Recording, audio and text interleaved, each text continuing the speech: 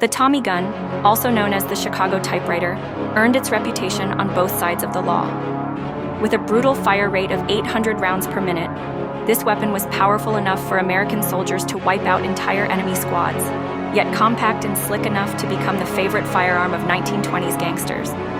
Officially named the Thompson M1921 submachine gun, it was born from the frustrations of trench warfare in World War I. John Thompson, the man behind the weapon, envisioned a lightweight, rapid-fire gun that could dominate close-quarter combat. The first prototype, called the Persuader, emerged in 1917. It used 45 ACP rounds fed from a belt magazine, but its unreliable system often led to jamming. Thompson didn't give up. The next version, known as the Annihilator, improved the firing mechanism and internal design. But even then, the US military wasn't interested. In 1921, Thompson launched the mass-produced M1921 to sell to the military and law enforcement. It became the go-to weapon for bank robberies, ambushes, and street wars. Eventually, the US military caught on. Upgraded models like the M1928 and M1928A1 followed, featuring better recoil control, a compensator, and a redesigned vertical foregrip. These versions were much easier to handle and became trusted tools in World War II. When war broke out, America needed weapons fast. So simplified models like the M1 and M1A1 were created. They ditched the heavy drum magazine for lighter 20 or 30 round box mags and were easier to manufacture and maintain. Even as new weapons like the M3 grease gun emerged, the Thompson continued to serve.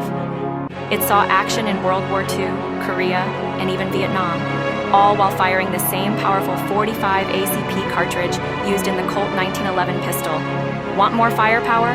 Enter the M1923, a heavy-duty prototype with a longer barrel, reinforced frame, and new 45 Remington ammo that doubled the speed of a regular 45 ACP. It was a beast of a gun, but never made it past prototype. Meanwhile, the British had their eye on the Thompson too. In 1926, a 9mm version was produced in Birmingham. It could fire an insane 1,200 rounds per minute, so fast it was basically uncontrollable. The project was quickly abandoned. They tried again in 1929 with more calibers, compensators, and better sights, but only made a dozen or so units. In the 1930s, the outdated M1921 models were sent to China to help fight the Japanese. But since .45 ACP ammo was hard to find, Chinese engineers modified the guns to fire 7.62 Kat 25mm Tokarev rounds instead. By the time of the Korean War, these Chinese Thompsons were so well crafted, even US soldiers couldn't tell them apart from their own. The Tommy gun was more than a firearm. It was a symbol of American engineering, a weapon respected by both soldiers and outlaws.